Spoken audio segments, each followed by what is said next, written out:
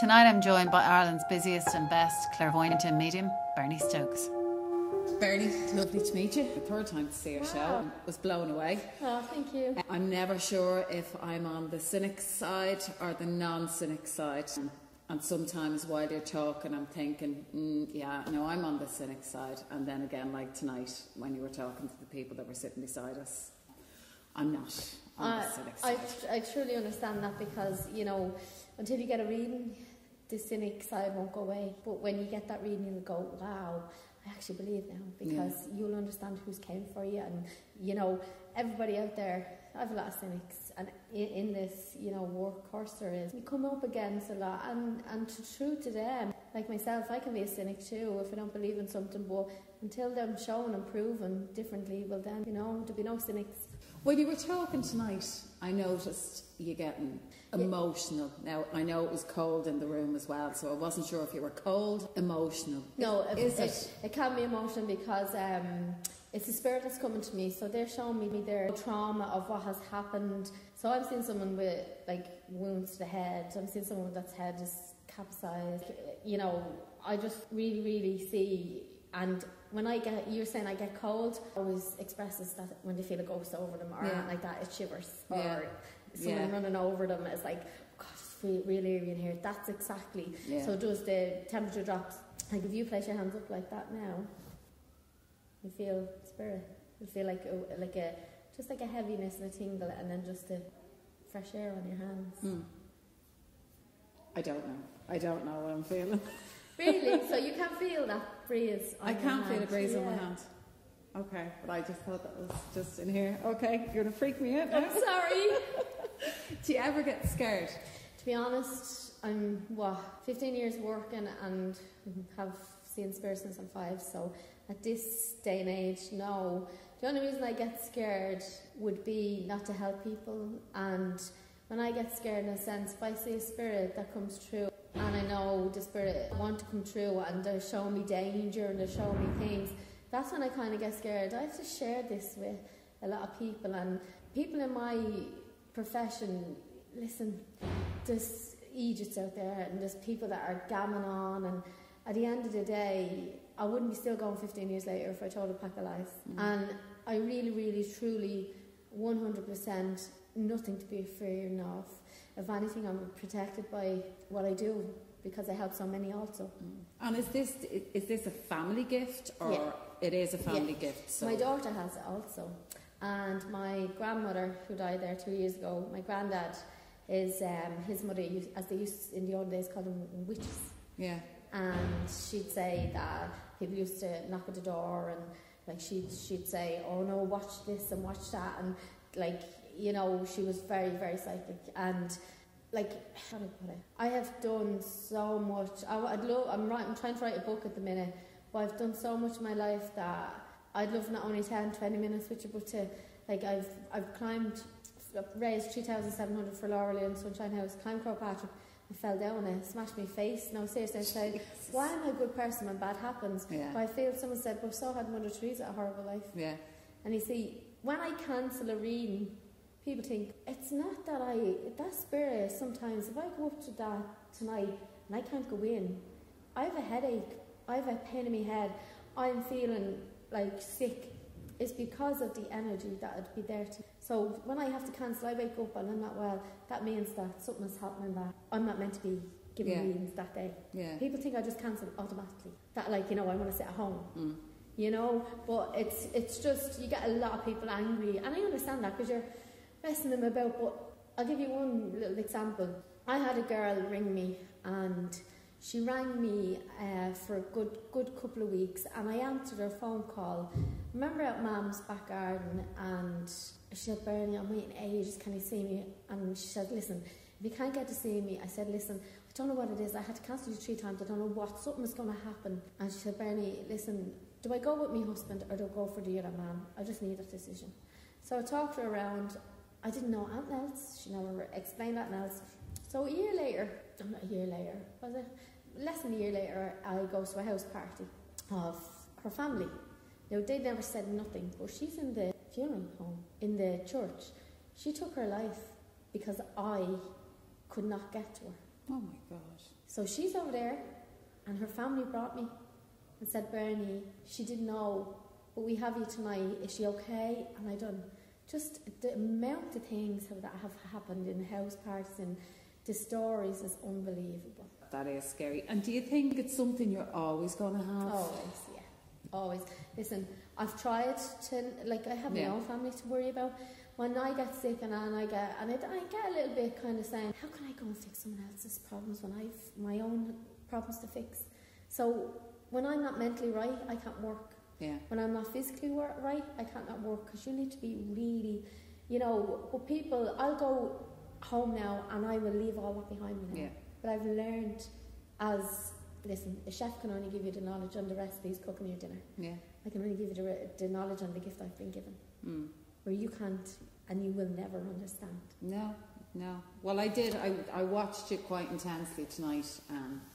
Again, as I say, you know, the emotion coming out in Absolutely. you. And you know what broke my heart was the story of the little lad.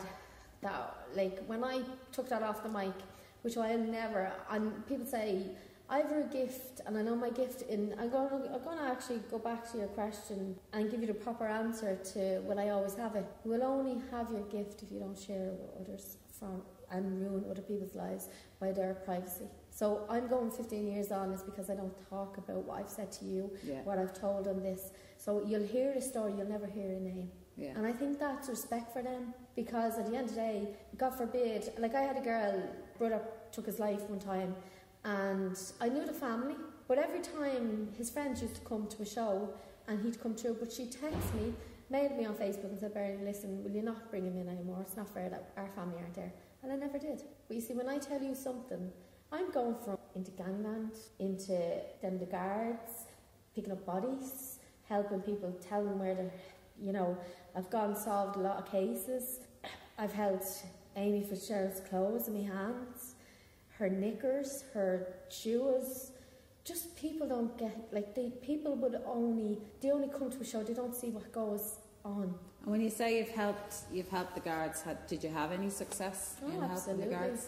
I helped them twice, and I found, I don't want to give a name, but I found a skull. Yeah. I've also found a body for another family. They came to a show, done them a private reading. They brought the grass to me, patched the grass, told them where it was, and the guards, the whole lot. And yeah, it's been successful. Things like that, when you're able to do something like that. Oh, the amount of respect I feel. If someone said to me, Bernie, there's your wages or there's a thank you, the thank you would be meaning more to me. People think I'm loaded. People think I get... It doesn't what's money when you're doing, but you know what, the praise, and for someone to give me, Bernie, you're a diamond, I'm only here because of you, that's where I get upset. That's where it's like, whoa, you know, that's really, for someone to say I saved their life. Yeah. I'll tell you one story. Go back to the Laurel Inn. I fell and I fractured my eye socket and I had a hematoma. But as I fell, I done the sponsored walk plus raised 3,700 on my own, didn't know anybody. 10:30 the morning, I was on the bus and I felt embarrassed because I didn't know anybody kind of there. But it was about 40 of us and we were going down to climb the mountain. But I got a message on Facebook. I was sitting on my own, I was just on the phone, and it came in, Bernie, is there a God? I'm in a coombe after losing the baby. My husband's gone to take me out of girls' way, but I just can't believe it. So I said to myself, listen, I'll give her my number. I said I could sit at the back of the bus, no one really knows me, so I could chat away. So text me number, I am so sorry, please, I will help you if you ring me. I'll show you where I can only give you, you know, if you're there. She didn't ring me till after my fall. Now, I walked back off instead of getting the helicopter because I was just in that much pain, everyone lifted me off. And as I walked down, I found a white pair of pure rosary beads hanging on the fence. Now, I'm talking, I was hospitalised, my eye was out here, my leg can never still, but anyways, I get in the shower, and you know when you're in the shower and the marks and the shower stinging, what happens? The phone rings. I got out of the shower, hopping over to the phone, and it was the girl. She said, hi, Bernie, I'm sorry I didn't ring you today. I said, no problem. Now, I'm black and blue. Yeah. Stand there in the nude, and I am in so much pain. And I said, listen, it was a little girl you lost. I said, I'm Paddy Hazard. The phone went silent. Oh my God, so she is. And Paddy was her dad that died. And she raised 5,000 for Laura Lynn also as a gift. For goodness sake. Like, there's more than stories. And you see, that would be my legacy. That would be my memorial to why I'm like, I don't care, because I go to people and I say, do you know what? I'd rather give my money to someone that needs it than pay you for that full of crap that you gave. You know, at the end of the day, I have done so much for so many people. People say to me, Bernie, know me, oh, it doesn't matter. Jesus, you know. But people don't see that. Do you think you're taken advantage of, though, because you have a good nature? Absolutely, absolutely. And this is where the girls are my protection, because if I had to go, I will not. Cannot say no. How I used to. My husband had to get rid of my phone. It's because 4 o'clock in the morning I get a phone call, Bernie, going to take me life, and I'd have to go downstairs, and he'd be screaming. I'm not waiting the kids, and that I couldn't roll over and go to sleep, and that happens. That person's ringing me. Like, but he doesn't get that. Yeah. This is, you're off work, that's just your time, let them. And I'm like, I can't. And that's where I run at charm, like, no. And this is where they're kind of protect me, but people say, Bernie, stand up for yourself, but I can't. I can't. I see the good in everybody, and you see, that's why. And you said your daughter, your 17-year-old, is it? My 17-year-old is, after being doing readings for her friends, and everyone said, Mum, everybody is after, come on back. I said, Shannon, I am telling you now. I said, I am telling you now, please, for your own sake, do not go into work right now until I protect you and guide you, until you're ready, because, like, she could be very sick from it. And do you think it will be a negative, especially her being so young? Absolutely. She needs to live her life first. You see, I had Shannon when I was 16, and I was married at 22, and I kind of felt my life was all quick for me, so I went into work. Like, I was working in a VAT reclaim where I met my husband in a business centre, and like, I just started seeing things around people, like, you know, and it just ended up that I got from one thing. But listen, they call on you when they need you to work for them. People say, Bernie, leave them alone, they're dead. I say, what? They're the ones harassing me. Yeah. And something struck me tonight as well, like when you were talking outside to the girl, the pregnant girl, you were able to talk to her about, you know, you'll go a week early and things like that. Who from the spirit world is giving you that? Do you know what I mean? When it's to do with somebody who's all alive and all well and all. The only thing is that, right, this is how I'll explain it. The only thing I can explain is who would be giving me that is her spirit, which I didn't bring in, is because the other girl that was sitting over her, that lady spoke over, and then I went to her. But I can't work without spirit. Yeah. I can't just make up a story. Yeah. And I don't just feel that. It's always someone. Somebody is yeah, it'd be like it's like a television screen, like your dreams. And what it is they'd show me that they're after being shot. So I'd say, was he shot? Next while your dream would change, as you would just say, if you're dreaming about swimming. Oh, geez, he loved swimming, did he? Because he showed me him swimming. So it's like little parts. Yeah. That's what they show me. And then when they're standing there with no shoes, and they're, I had a story last night. There was a woman, and her husband only died, I think, eight weeks ago. And I said, why is he standing in the nude? He's telling me he loves the club. She said, Bernie was fucking always in the 40. I was like, oh my God. No, I said, I'm inappropriately, he has his hands over him, I said, but he showed me, and I don't, you see, I do not, and I always put it to the film Ghost. Yes. Because that, to me, is how it works. Because Demi Moore, Whoopi Goldberg and Patrick Swayze, Patrick Swayze was telling Whoopi Goldberg all about, to tell Demi Moore, she was like, what? You know, she hadn't a clue. So she was saying, he's telling me you're a green jumper, he's telling me ditto, he's telling me, and yeah, that's exactly the way it is. Yeah, so you're their channel, and well, you see, as I said tonight, and I don't know if you heard me, but people say they see a ghost, they never say you heard a ghost speak. I'm the ghost for them, I'm their voice. And how do you, because I know that young lad tonight, the other guy who you had to stop with, you know, he just, from the minute he sat down, anybody who was looking at him, he just had a wall up, and there was a sense that if you came near him, he just wasn't having any of that. That's what is that going to... He'll put his neck... bang against you, like... He would put... It's called vampire suck, if you look up on the Google when you go home. But basically what it is, vampire suck is an energy... Like, vampires suck on your blood. Yeah. People unknowingly would vampires suck my energy, would actually, if you look it up, would actually, and I would go, I couldn't even do another reading because I'd be sad. Because I kept telling him this and he's blocking me. Yeah. Blocking me. Now I'm in have a whole thing with Keith Barry. I challenged him 50,000. He said he was away. He rang the Sun. I'm just so angry with Keith Barry that I have still to meet me yet on the Late Late Show. So I'm hoping that's going to happen because I'm in controversy, and I would not let him challenge me because I don't know his frame of work, his frame of mind. Yeah. So I wouldn't say, oh yeah, there's someone around you, because he could, whatever, he's an illusionist. But every time he goes, he's in the limelight, and it annoys me. And I put a big comment up. Basically, I used to go all the time. Type was brilliant. Yeah. And he kind of annoyed me. He said psychics are a load of this, that, and the other. So he was challenging 50,000 for the psychic to come up. And then why would I give it to charity? I rang the Sun and they said no, he was away, and I said okay. But there was someone on the Late Late Show that was seeing angels, and he put up a post on his page, oh, that fruit and nut, thought you could see angels. Well, I ended up giving him a comment. He deleted it, and I said, no matter what your profession, you're in the limelight and you are putting psychic and mediums down. So I said, to your fans, do they know I challenged you? And that was deleted also. So he's afraid. And to me, it's all brain hacking and all that. But you see, I'd love to be in a three-way conversation instead of just two ways, because he could do something with my mind that I wouldn't actually know, and be hypnotised in some way that I'd be making a fool of on the Late Late Show. So I'd actually just be talking to him. Yeah. Instead of more debate, instead of actually working together. Yeah. But I have to challenge him. I want to know what the hell he has.